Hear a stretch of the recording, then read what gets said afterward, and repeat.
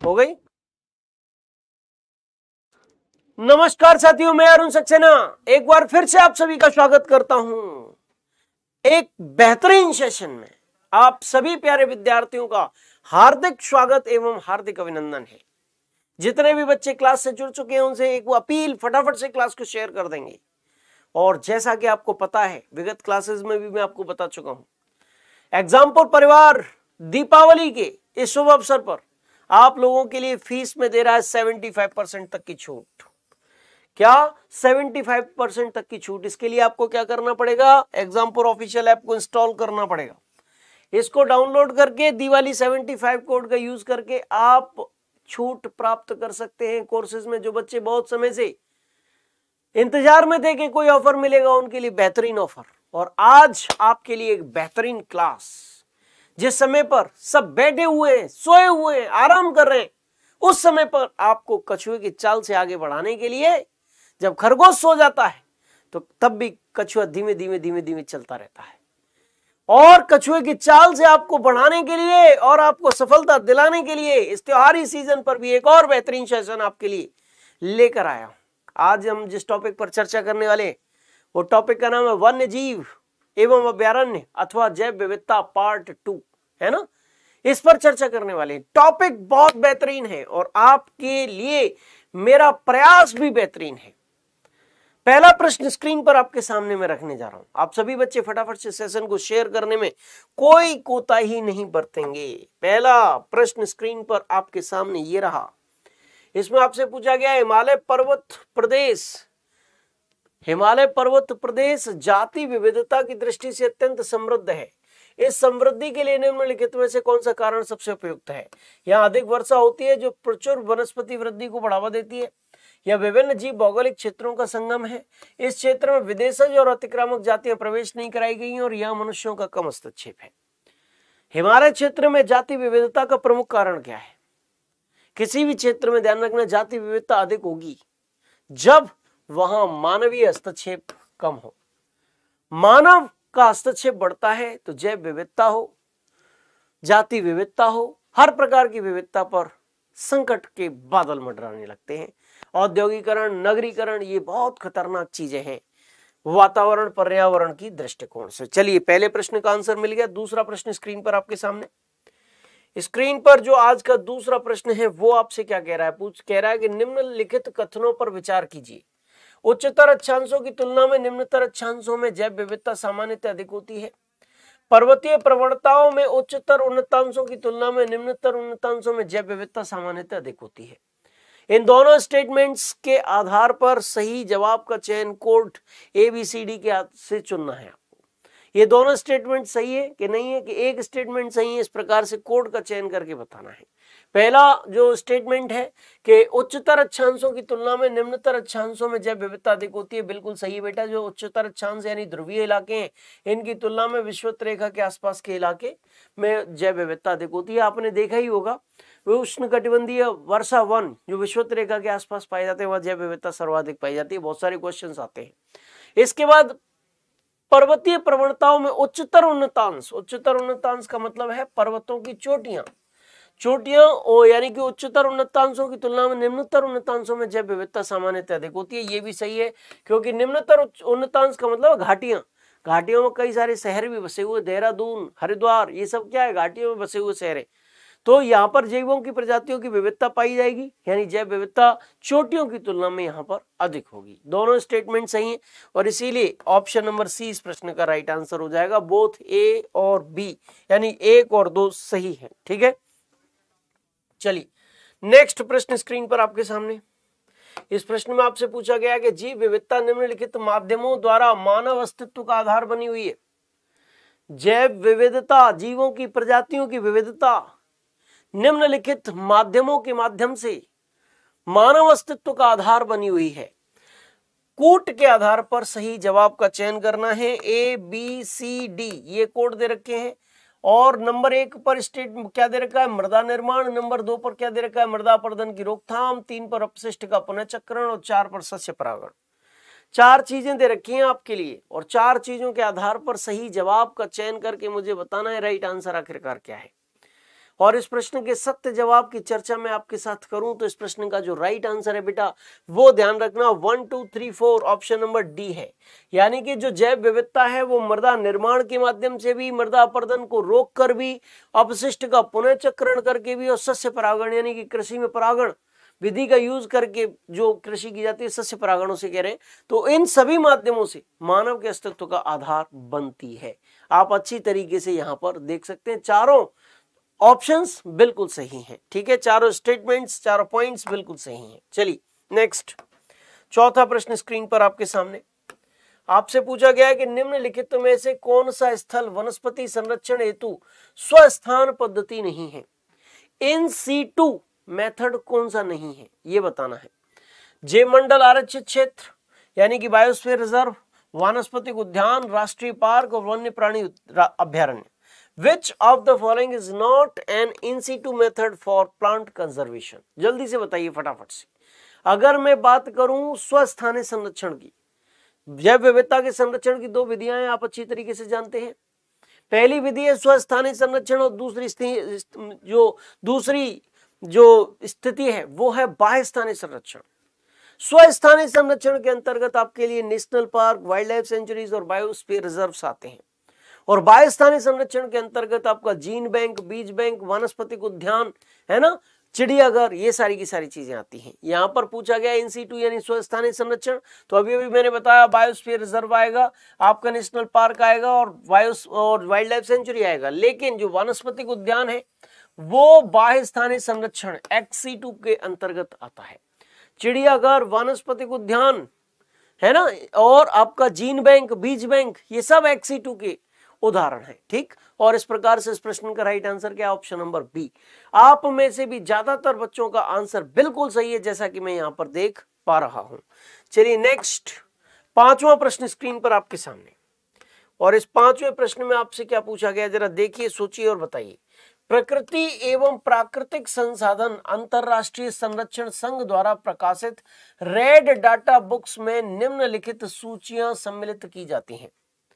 IUCN एक संगठन है, अंतरराष्ट्रीय संगठन, इसके द्वारा रेड डाटा बुक जारी की जाती है, और रेड डाटा बुक में कौन कौन सी सूचियां शामिल होती हैं इसको बताना है, और उनके आधार पर राइट कोड के आधार पर आंसर चयनित करना है।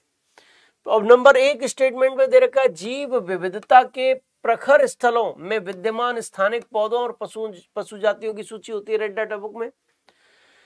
स्टेटमेंट नंबर 2 कह रहा है संकटग्रस्त पौधों और पशु जातियों की सूची होती है रेड डाटा बुक में। स्टेटमेंट नंबर 3 कह रहा है विभिन्न देशों में प्रकृति एवं प्राकृतिक संसाधन संरक्षण हेतु संरक्षित स्थलों की सूची होती है रेड डाटा बुक में। और जो चौथा स्टेटमेंट, तीन ही स्टेटमेंट है, 3 के आधार पर चयनित करना है। और आप सभी बच्चे अच्छी तरीके से जानते हैं कि रेड डाटा बुक के अंतर्गत उन जातियों, उन प्रजातियों की चर्चा की जाती है, उनका वर्णन किया जाता है जिनके अस्तित्व पर खतरा हो, जो संकटग्रस्त हो, उन पर विशेष ध्यान दिया जाता है रेड डाटा बुक के अंतर्गत। तो इसका मतलब यहां पर केवल दूसरा स्टेटमेंट ही सही है, और ऑप्शन नंबर 20 प्रश्न का राइट आंसर है। हॉटस्पॉट में स्थित जातियों का वर्णन रेड डाटा बुक में नहीं है, और विभिन्न देशों में प्रकृति और प्राकृतिक संसाधन संरक्षण हेतु संरक्षित स्थलों की सूची यानी कि national park, wild life sanctuaries की सूची रेड डाटा बुक में नहीं है। संकटग्रस्त जातियों का वर्णन उसमें होता है, और इसीलिए ऑप्शन नंबर 20 प्रश्न का राइट आंसर है। चलिए भाई, तो यहाँ पर आप देख सकते हैं, ठीक है, ये भी देख सकते हैं इंग्लिश का ट्रांसलेशन। इसके बाद छठवां प्रश्न स्क्रीन पर आपके सामने है, निम्नलिखित आर्द्र क्षेत्रों में किन्हें रामसर भूमि का दर्जा प्राप्त है। चिल्का झील, लोकटक झील, केवलादेव नेशनल पार्क, वुलर झील। और इन झीलों के आधार पर, इन क्षेत्रों के आधार पर आपको राइट कोड का चयन करके इस प्रश्न का सही जवाब देना है। निम्नलिखित में से रामसर भूमि, कुछ आर्द्र भूमियां जो रामसर कन्वेंशन के तहत संरक्षण जिनको प्राप्त हो जाता है उन्हें रामसर साइट्स कहा जाता है। और भारत में रामसर साइट्स के अंतर्गत आपको चिल्का झील भी देखने को मिलेगी, लोकटक झील भी देखने को मिलेगी, केवलादेव नेशनल पार्क भी मिलेगा और वुलर झील भी मिलेगी। इसका मतलब ये चारों के चारों क्षेत्र रामसर साइट्स हैं, और right answer option number D है। क्या है? ऑप्शन नंबर डी इस प्रश्न का एग्जैक्ट जवाब हो जाएगा। चलिए नेक्स्ट प्रश्न स्क्रीन पर आपके सामने रखते हैं और आज की क्लास का जो 7वां प्रश्न है वो स्क्रीन पर आपके सम्मुख आ चुका है। आपसे पूछा गया है कि निम्नलिखित राज्यों में से किसमें सिंहपुच्छी वानर यानी मकॉक अपने प्राकृतिक आवास में पाया जाता है? 4 ऑप्शन हैं आपके सामने, तमिलनाडु है, केरल है, कर्नाटक है और आंध्र प्रदेश है। नीचे दिए गए कूट का प्रयोग करके आपको सही उत्तर का चयन करना है। कोड ये दे रखे हैं 1 2 3 2 1 3 4 और 1 2 3 4। 4 ऑप्शन हैं आपके सामने, राइट आंसर का चयन करके सही जवाब चयनित कर देना है, बता देना है। देखिए कौन किसमें सिंहपुच्छी वानर यानी कि शेर जैसी पूंछ वाला वानर, एक शेर जैसी पूंछ वाला वानर, अगर मकॉक का इमेज आप गूगल पे सर्च करोगे तो आएगा, उसमें शेर जैसे गर्दन पे उसके बाल होते हैं ना, इसी प्रकार के बाल, उस जैसी पूंछ, लगभग बनावट में थोड़ा बहुत समानता होती है, इसीलिए उसे सिंहपुच्छी वानर कहा गया, मकॉक कहा गया है। और दक्षिण भारतीय राज्यों तमिलनाडु, केरल, कर्नाटक, इन तीनों में उसको देखा जा सकता है और इसीलिए इस प्रश्न का राइट कोड जो होगा वो ऑप्शन नंबर ए होगा। 1 2 3 तमिलनाडु, कर्नाटक और केरल, इन तीनों में उसको देखा जा सकता है। ठीक है, तो राइट आंसर आपको मिल गया इस प्रश्न का। बहुत इंपॉर्टेंट प्रश्न है, सिविल सेवा परीक्षा में पूछा हुआ प्रश्न है, ये अच्छा प्रश्न है, तैयार करके रखिएगा आप। नेक्स्ट प्रश्न फिर से स्क्रीन पर आपके सामने रख रहा हूं। मेरा उद्देश्य यह है कि आप त्योहारी सीजन में भी अपनी तैयारी को जारी रख सके, आपकी तैयारी बीच में छूटे नहीं, इसीलिए आपके लिए लगातार बेहतरीन सेशंस लेकर मैं आ रहा हूं। आपका जोश भी मैं यहां पर देख रहा हूं, आपका जोश काबिले तारीफ है। सभी बच्चे हर प्रश्न का जवाब देते चल रहे हैं, बहुत अच्छा लग रहा है। चलिए नेक्स्ट प्रश्न स्क्रीन पर आपके सामने रखूंगा और वो होगा आज की क्लास का 8वां प्रश्न। और 8वां प्रश्न स्क्रीन पर रखने से पहले 1 मिनट का थोड़ा सा ब्रेक दीजिए मुझे।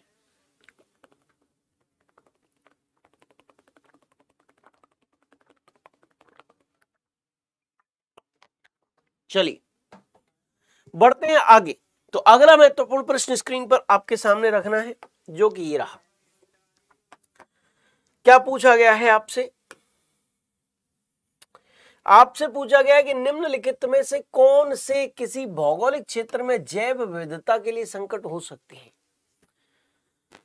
कौन कौन सी चीजें जो हैं इन स्टेटमेंट्स में वो बायोडायवर्सिटी के लिए खतरा है, ये बताना है।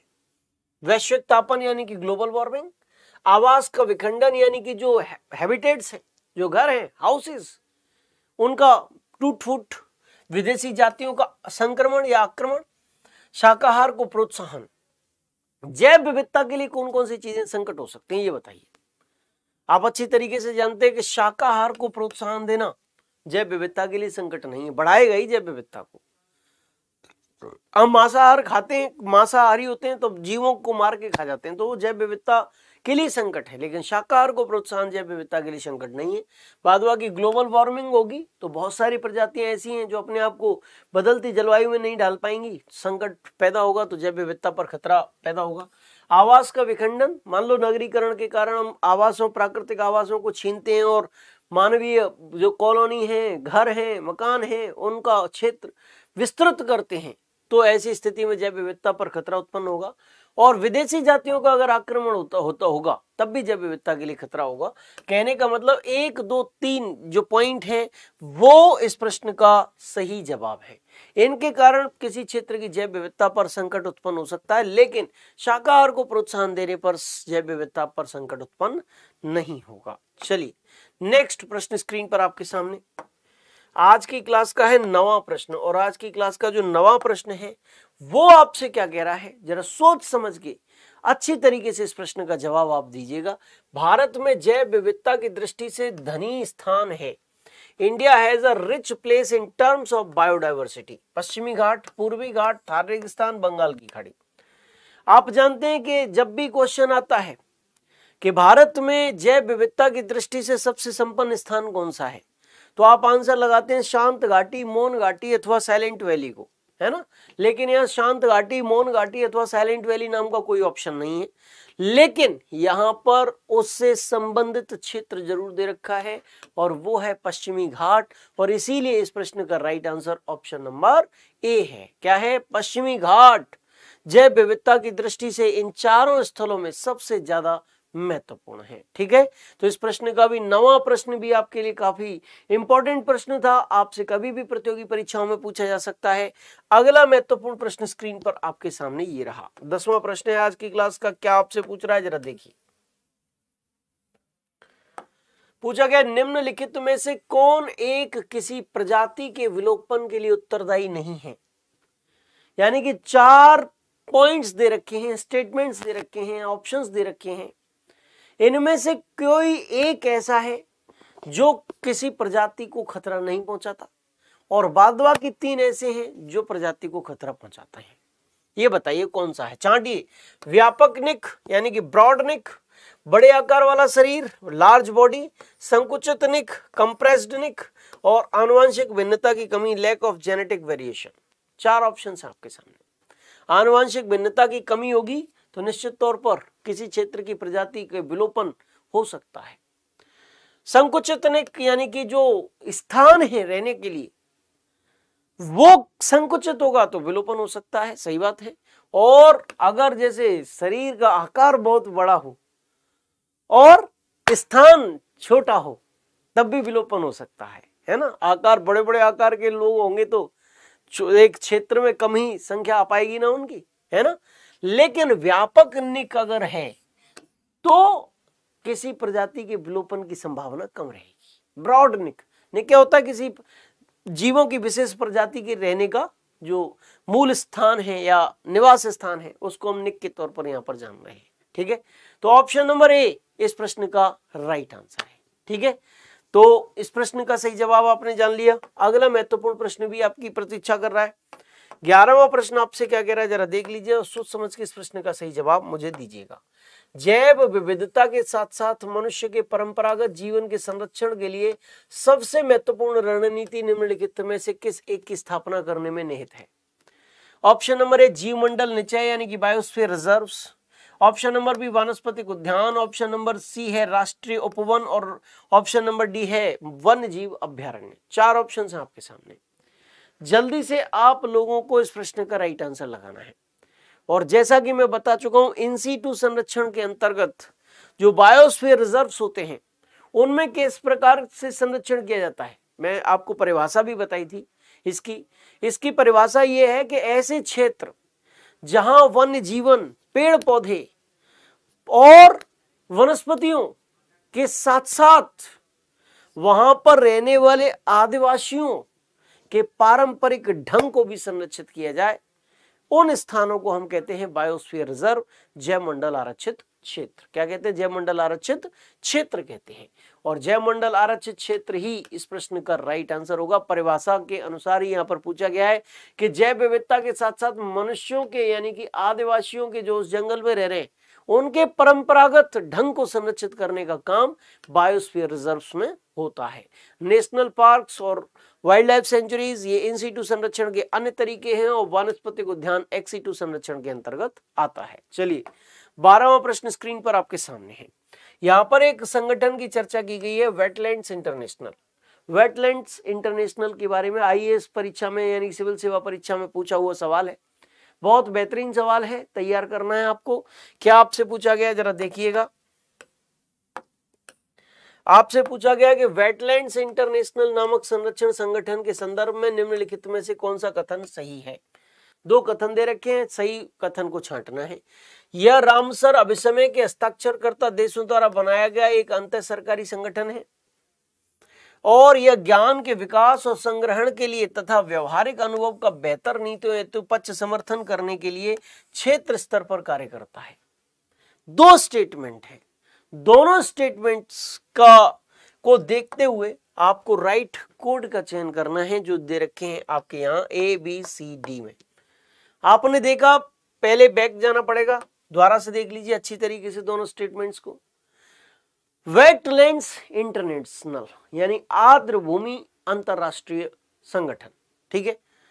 तो इसका मतलब क्या है कि ये रामसर अभिसमय के हस्ताक्षरकर्ता देशों के द्वारा इसको बनाया गया एक अंतर सरकारी संगठन है। गलत है बेटा। अगर किसी संगठन का नाम वेटलैंड्स इंटरनेशनल है तो इसका मतलब ये नहीं कि वो रामसर कन्वेंशन से ही संबंधित होगा या उसके हस्ताक्षरकर्ता देशों से ही संबंधित होगा। ये स्टेटमेंट नंबर 1 गलत है, ध्यान रखना। जो दूसरी चीज है, यह ज्ञान के विकास और संग्रहण के लिए तथा व्यवहारिक अनुभव का बेहतर नीतियों हेतु पक्ष समर्थन करने के लिए क्षेत्र स्तर पर कार्य करता है। ये बिल्कुल सही है और विशेष ध्यान दीजिएगा आप, केवल और केवल दूसरा स्टेटमेंट जो है वो सही है और इसीलिए ऑप्शन नंबर 20 प्रश्न का राइट आंसर है, सही जवाब है। कौन सा सही जवाब है? ऑप्शन नंबर बी सही जवाब है। आप ध्यान रखना, सिविल सेवा परीक्षा में पूछा हुआ प्रश्न स्क्रीन पर आपके सामने है और आपको राइट आंसर भी पता चल चुका है।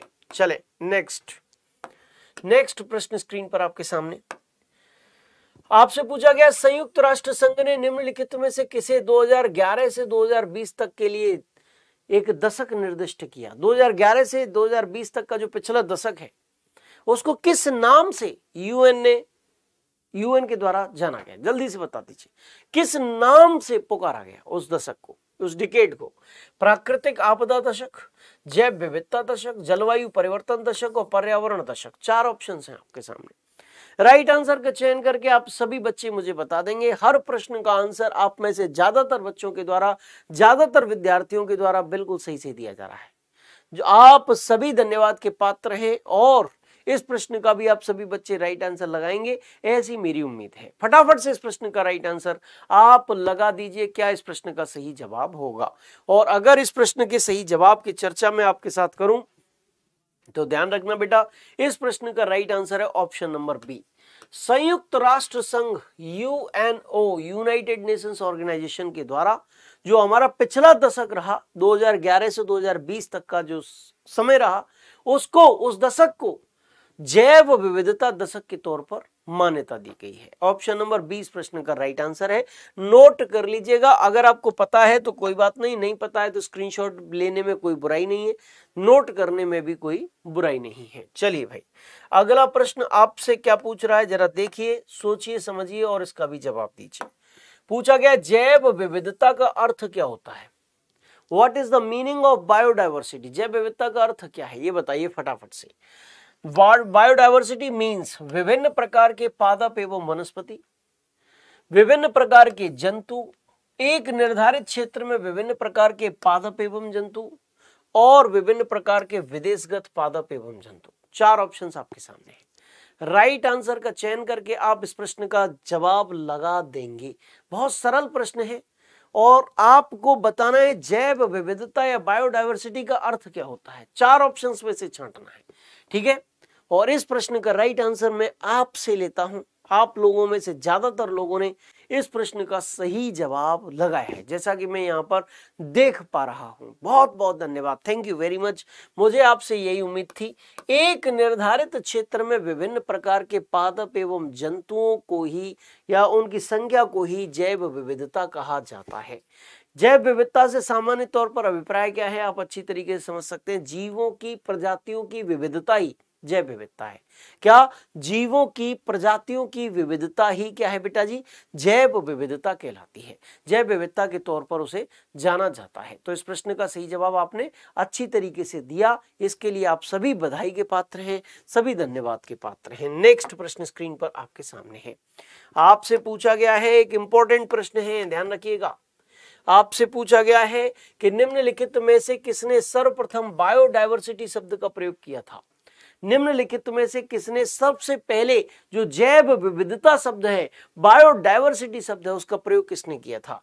Who among the following used the term biodiversity for the first time? Option number A C.G. Barrow, option number B D Castri, option number C Walter G Rosen और ऑप्शन नंबर डी है D.R. British. 4 option हैं आपके सामने। सही जवाब का, सत्य जवाब का चयन करके आप लोगों को बता देना है। हो सकता है आप इस प्रश्न का आंसर न जानते हो, लेकिन जान लेंगे तो आपका निश्चित तौर पर फायदा हो जाएगा। जान लेंगे तो क्या होगा? आपका निश्चित तौर पर फायदा हो जाएगा अगर आप जान लेंगे तो, ठीक है। इसको नोट कर लेना अगर आप नहीं जानते हैं तो। ध्यान रखना वाल्टर जी रोजेन जो है उन्होंने ही सबसे पहले बायोडायवर्सिटी शब्द या जैव विविधता शब्द का इस्तेमाल किया था, बायोडायवर्सिटी शब्द का प्रयोग किया था। Walter G Rosen, option number C इस प्रश्न का बिल्कुल सही जवाब है, एग्जैक्ट आंसर है। तो आपने इस प्रश्न का भी सही जवाब जान लिया। नेक्स्ट प्रश्न भी स्क्रीन पर आपके सामने आने वाला है और आज की क्लास का नेक्स्ट इंपॉर्टेंट क्वेश्चन जो है वो स्क्रीन पर आपके सामने ये रहा। 16वां प्रश्न है। क्या आपसे पूछा गया है, अच्छी तरीके से सोच समझ के इस प्रश्न का जवाब आप सभी लोगों को देना है। पूछा गया निम्नलिखित पर विचार कीजिए, चमगादड़, भालू और कृंतक उपर्युक्त में से किस प्रकार के जंतु में शीत निष्क्रियता की परिघटना का परीक्षण किया जा सकता है। शीत निष्क्रियता किन किन जंतुओं में पाई जाती है ये यहां पर चयनित करके बताना है, जल्दी से फटाफट से, है ना। जंतु दे रखे हैं चमगादड़, भालू और कृंतक।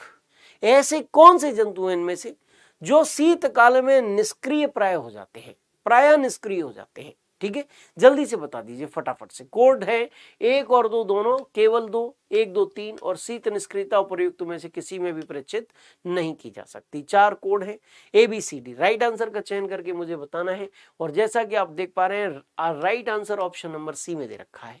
1, 2, 3, 1, 2, 3 यानी चमगादड़ में भी, भालू में भी और कृंतक में भी, तीनों में शीत निष्क्रियता यानी शीतकाल में निष्क्रिय होने की प्रवृत्ति तीनों में पाई जाती है। ठीक है, तो इस प्रश्न का भी सही जवाब आपने दे दिया, बहुत अच्छी तरीके से दिया है।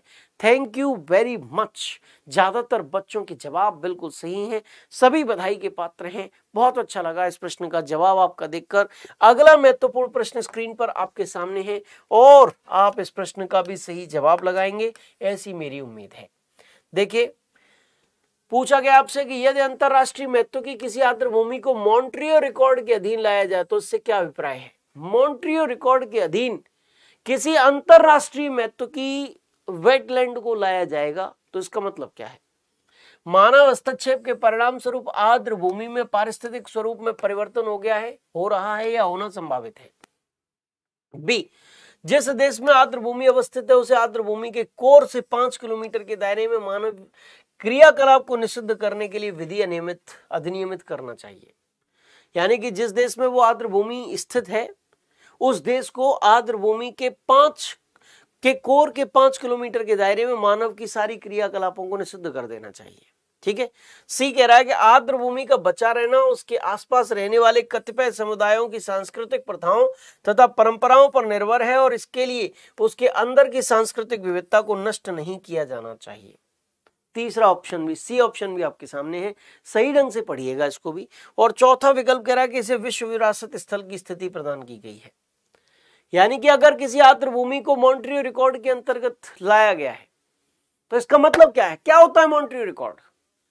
मॉन्ट्रियो रिकॉर्ड में अगर किसी आर्द्रभूमि को लाया गया है तो इसका मतलब है बेटा कि मानव हस्तक्षेप के परिणाम स्वरूप आर्द्रभूमि में पारिस्थितिक स्वरूप में परिवर्तन हो गया है, हो रहा है या होना संभावित है। ऐसी आर्द्रभूमियां जिन पर खतरा मंडरा रहा हो, मानव हस्तक्षेप जहां बढ़ रहा हो, उन आर्द्रभूमियों को मॉन्ट्रियो रिकॉर्ड्स के अंतर्गत लाया जाता है। उन आर्द्रभूमियों के संरक्षण पर विशेष जोर देने की जरूरत होती है। ऐसी आर्द्रभूमियों को मॉन्ट्रियो रिकॉर्ड के अंतर्गत लाया जाता है। ध्यान रखना, आर्द्रभूमियां अगर आपने पढ़ी हैं, वेटलैंड्स आपने पढ़े हैं और इसके बावजूद भी आपने रामसर कन्वेंशन को तो पढ़ लिया, मॉन्ट्रियो रिकॉर्ड को नहीं पढ़ा है तो पढ़ लीजिएगा, मोस्ट इंपॉर्टेंट चीज है। और ये कब आर्द्रभूमियों को, वेटलैंड्स को मॉन्ट्रियो रिकॉर्ड में लाया जाता है ये मैंने यहां पर बता दिया। ऑप्शन नंबर ए इस प्रश्न का एग्जैक्ट आंसर है। ठीक है, चलिए तो आपको एक बेहतरीन जानकारी आज की इस क्लास में मिली प्रश्न नंबर 17 के माध्यम से। 18वां प्रश्न भी आपके सम्मुख आने वाला है, आपसे कुछ पूछ रहा है। देखिए, पूछा गया है कि निम्नलिखित में से किन में प्रवाल भित्तियां हैं। प्रवाल भित्तियां हैं किन क्षेत्रों में ये बताइए। नीचे दिए गए कोड का प्रयोग करके सही उत्तर चयनित कीजिए। ये कोड दे रखे हैं 1 2 3 2 4 1 3 1 2 3 4, ये कोड है ABCD। पहला क्षेत्र है अंडमान निकोबार द्वीप समूह, दूसरा क्षेत्र है कच्छ की खाड़ी, तीसरा क्षेत्र है मन्नार की खाड़ी और चौथा क्षेत्र है सुंदरवन। 4 क्षेत्र दे रखे हैं। प्रवाल भित्तियां किन क्षेत्रों में या किन क्षेत्रों के आसपास पाई जाती हैं ये चयनित करके मुझे बताना है। सबसे पहले आप अच्छी तरीके से जानते ही होंगे प्रवाल भित्तियां होती क्या हैं। प्रवाल या मूंगा नामक जीव के अस्थिपंजरों के कारण यानी कि उनके जमाव के कारण निर्मित भित्तियां प्रवाल भित्तियां कहलाती हैं। संसार की सबसे लंबी प्रवाल भित्ति को भी आप जानते होंगे, ग्रेट बैरियर रीफ, जो ऑस्ट्रेलिया के उत्तर पूर्व में स्थित है, वो सबसे लंबी प्रवाल भित्ति है।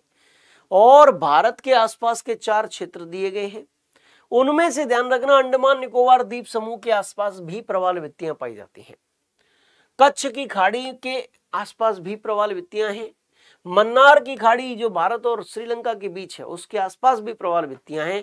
लेकिन सुंदरवन एक डेल्टा है जो कि आपका कहां पाया जाता है, पश्चिम बंगाल, बांग्लादेश, इनमें विस्तृत है। इसके आसपास प्रवाल भित्तियां नहीं है और इसीलिए इस प्रश्न का राइट आंसर क्या होगा, ऑप्शन नंबर ए होगा, only 1, 2 and 3, only 1, 2 and 3। Option number ए इस प्रश्न का राइट कोड होगा। अंडमान निकोबार द्वीप समूह के आसपास भी पाई जाएंगी, कच्छ की खाड़ी में के आसपास भी पाई जाएंगी और मन्नार की खाड़ी के आसपास भी पाई जाएंगी, लेकिन सुंदरवन में नहीं है। ठीक है, इसीलिए 1, 2, 3 इस प्रश्न का राइट आंसर है। चलिए भैया, अगला प्रश्न स्क्रीन पर आपके सामने ये रहा। इसमें आपसे क्या पूछा गया, जरा देखिए, सोचिए, समझिए और जवाब दीजिए। निम्नलिखित अंतरराष्ट्रीय करारों पर विचार करना है आपको। कुछ इंटरनेशनल एग्रीमेंट्स दे रखे हैं, सबसे पहले उनको पढ़िए और फिर विचार करना है। देखिए क्या कह रहा है प्रश्न आप आगे।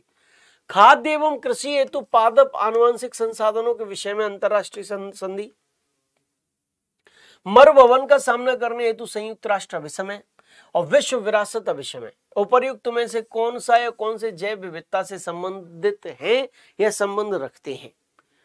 कोड के आधार पर चयनित करना है। कोड ये दे रखे हैं ABCD, 4 ऑप्शंस हैं। राइट आंसर का चयन करके आप लोग मुझे बताएंगे कि इस प्रश्न का सही जवाब आखिरकार क्या है। और अगर इस प्रश्न के एग्जैक्ट आंसर की चर्चा मैं आपके साथ करूं तो ध्यान रखना, इस प्रश्न का जो सही जवाब है वो यहां पर ऑप्शन नंबर डी में मिल रहा है। 1, 2, 3, यानी कि यहां पर तीनों जो एग्रीमेंट्स हैं, तीनों जो संधियां हैं, वो एक ही चीज से संबंधित है और वो जो चीज है वो है जैव विविधता। क्या है, जैव विविधता या उसका संरक्षण, इनसे ही संबंधित है। खाद्य एवं कृषि हेतु पादप आनुवंशिक संसाधनों के विषय में अंतरराष्ट्रीय संधि हो, इसी से संबंधित। मरुभवन का सामना करने हेतु संयुक्त राष्ट्र अभिसमय हो, इसी से संबंधित है। विश्व विरासत अभिसमय हो, इसी से संबंधित है। आप नाम से ही समझ रहे हैं ये सारे के सारे पॉजिटिव एग्रीमेंट्स हैं और कहीं ना कहीं बायोडायवर्सिटी का संरक्षण करने से संबंधित है। चलिए नेक्स्ट, 21वां प्रश्न आज की क्लास का आपके सामने है। आपसे पूछा क्या गया है, जरा देखिए और सोचिए, सोच समझकर इसका जवाब दीजिए। जैव विविधता में परिवर्तन होता है, कब होता है? बायोडायवर्सिटी में चेंजिंग कब होती है? बायोडायवर्सिटी चेंजेस, ऑप्शन नंबर ए भूमध्य रेखा की तरफ बढ़ती है, ऑप्शन नंबर बी भूमध्य रेखा की तरफ घटती है, ऑप्शन नंबर सी पृथ्वी पर एक समान रहती है और ऑप्शन नंबर डी ध्रुवों की तरफ बढ़ती है। 4 ऑप्शन हैं आपके सामने। आपसे इसी प्रकार का प्रश्न आज की क्लास के पहले प्रश्न में भी इसी प्रकार की चर्चा हुई थी। मैंने आपको बताया था कि जो जैव विविधता है वो उच्चतर अक्षांशों में कम होती है, यानी ध्रुवीय क्षेत्रों के आसपास कम होती है, और जो निम्नतर अक्षांश हैं, ये वाले जो अक्षांश हैं, विषुवत रेखा है उसके आसपास के जो क्षेत्र हैं, वहां जैव विविधता ज्यादा रहती है। और वहां चूंकि जैव विविधता ज्यादा रहती है, इसी कारण क्या होगा कि ये आंसर हो जाएगा कि ध्रुवों से विषुवत रेखा की ओर जैव विविधता बढ़ती है। ऑप्शन नंबर ए इस प्रश्न का राइट आंसर हो जाएगा। आपने उष्णकटिबंधीय वर्षा वनों का उदाहरण तो सुन रखा होगा, जब कई बार प्रश्न पूछे जाते रहते हैं कि सर्वाधिक जैव विविधता कहाँ है, उष्णकटिबंधीय वर्षा वन में मिलती है। जैसे सेलवास के जंगल दक्षिण अमेरिका महाद्वीप है ना, और वो कहाँ है, विषुवत रेखा के आसपास ही है, और इसीलिए ऑप्शन नंबर ए इस प्रश्न का एग्जैक्ट आंसर है। ठीक है, 22वां प्रश्न आज की क्लास का स्क्रीन पर आपके सामने ये रहा। क्या पूछा गया, देखिए, सोचिए, समझिए, इसका भी जवाब दीजिए। भारतीय संसद द्वारा जैव विविधता अधिनियम पारित किया गया, कब पारित किया गया? मई 2000 में, दिसंबर 2002 में, जनवरी 2004 में और अक्टूबर 2008 में। Biodiversity act was passed by the Indian parliament in, 4 option हैं आपके सामने। राइट आंसर का चयन करके आप लोग मुझे सही जवाब इस प्रश्न का बता देंगे। पूछा गया है कि भारतीय संसद द्वारा जैव विविधता अधिनियम कब पारित किया गया, कब इसको पारित किया गया ये बताना है। और आप जानते हैं जैव विविधता के संरक्षण से संबंधित अधिनियम भारत सरकार ने सन 2002 में पारित किया। ऑप्शन नंबर बी इस प्रश्न का सही जवाब है। जैव विविधता का संरक्षण कितना आवश्यक है ये भी आप अच्छी तरीके से जानते हैं। और भारत सरकार ने इस हेतु जो अधिनियम पारित किया वो कब पारित किया, 2002 में पारित किया। ऑप्शन नंबर बी इस प्रश्न का एग्जैक्ट आंसर हो जाएगा। आज की क्लास में 22 प्रश्नों पर अब तक चर्चा हो चुकी है, यानी कि इस त्योहारी सीजन में 22 नए पॉइंट, नए फैक्ट्स, नई जानकारियां आज की क्लास के माध्यम से आपको मिल चुकी हैं। 23वां प्रश्न स्क्रीन पर आपके सामने क्या पूछ रहा है, जरा देखिए, सोच समझ के जवाब दीजिए। निम्न भारत के निम्नलिखित जैव भंडारों में से कौन सा गारो पहाड़ियों पर फैला हुआ है? Which one of the following biological reserves of India is spread over the Garo Hills? Nokrek, Agasthyamalai, Dihang Devang, Nanda Devi. 4 options हैं। राइट आंसर का चयन करके मुझे बताना है सही जवाब क्या है, सत्य जवाब क्या है, इस प्रश्न का एग्जैक्ट आंसर क्या है। और अगर इस प्रश्न के एग्जैक्ट आंसर की चर्चा मैं आपके साथ करूं तो ध्यान रखना, भारत में बहुत सारे जैव मंडल आरक्षित क्षेत्र हैं, बायोस्फीयर रिजर्व्स हैं 18 के आसपास। उनमें से वो क्षेत्र जो मेघालय राज्य में गारो पहाड़ियों पर, गारो खासी जयंतिया पहाड़ियों के नाम सुने हैं ना, शिलांग पठार का हिस्सा है मेघालय में, उनमें से गारो पहाड़ियों पर जो फैला हुआ बायोस्फीयर रिजर्व है वो यहां पर दे रखा है ऑप्शन नंबर ए में, नोक्रेक, वो इस प्रश्न का सही जवाब है। ठीक है, आपने इस प्रश्न का भी सही जवाब जान लिया, यानी कि 23 इंपॉर्टेंट पॉइंट्स आज की क्लास के माध्यम से इस त्योहारी सीजन में आपको प्राप्त हो चुके हैं। इनको संकलित करके रखिएगा, आपकी प्रैक्टिस हो गई वन्य जीव एवं अभ्यारण्य या जैव विविधता नामक टॉपिक की। दूसरी क्लास के माध्यम से, दूसरी क्लास ली और उसके माध्यम से इस टॉपिक को मजबूत और बेहद मजबूत आपके लिए बना दिया। अब मैं उम्मीद करता हूं कि आप सभी के लिए ये टॉपिक बिल्कुल क्लियर हो गया होगा, कॉन्सेप्ट भी क्लियर और प्रैक्टिस भी बहुत जबरदस्त। इस त्योहारी सीजन में आप सभी बच्चे अच्छी तरीके से त्योहार को मनाएंगे, ये मेरी उम्मीद है, और आप मना भी रहे होंगे ऐसी मेरी उम्मीद है। और इस सीजन का फायदा भी आप लोगों को उठा लेना है। एग्जाम्पल परिवार भी आप लोगों के लिए इस दीपावली के शुभ अवसर पर एक बहुत इंपॉर्टेंट छूट दे रहा है, लेकिन ये छूट सिर्फ 27 अक्टूबर तक ही उपलब्ध है, ध्यान रखना। इसके लिए आपको एग्जाम्पल ऑफिशियल ऐप को इंस्टॉल भी करना पड़ेगा, ये भी आप ध्यान रखना। और छूट कितनी है, 75% तक की छूट है। और एक चीज और ध्यान रखना है कि इसके लिए आपको कोड का यूज करना है, और कोड है दिवाली 75। जो भी बच्चे एग्जाम्पल के किसी कोर्स को परिवार की तरफ से ऑफर किए गए, एग्जाम्पल परिवार की तरफ से ऑफर किए गए किसी कोर्स को खरीदना चाहते हैं तो इस मौके को क्यों चूक रहे हो। मात्र पे कितना करना है, 25%। 4000 रुपए की फीस है तो 1000, 28 तारीख को पूरे 4000 देने पड़ेंगे। इसलिए अगर आप चाहें तो 75% की छूट का फायदा उठा सकते हैं। अब क्लास के समापन की बारी है। 23 प्रश्नों को आपने हल किया, आप अच्छी तरीके से त्योहार को मनाइए, है ना। और मेरी हार्दिक शुभकामनाएं आपके साथ है, आपका त्योहार बहुत अच्छी तरीके से व्यतीत हो, ईश्वर करे सारी खुशियां प्राप्त हो, और भविष्य में भी अपनी मन वांछित नौकरी को प्राप्त करके आप अपने भविष्य को भी सुनहरा बनाएं, ऐसा मेरा आशीर्वाद है। जय हिंद, जय भारत, जय महाकाल।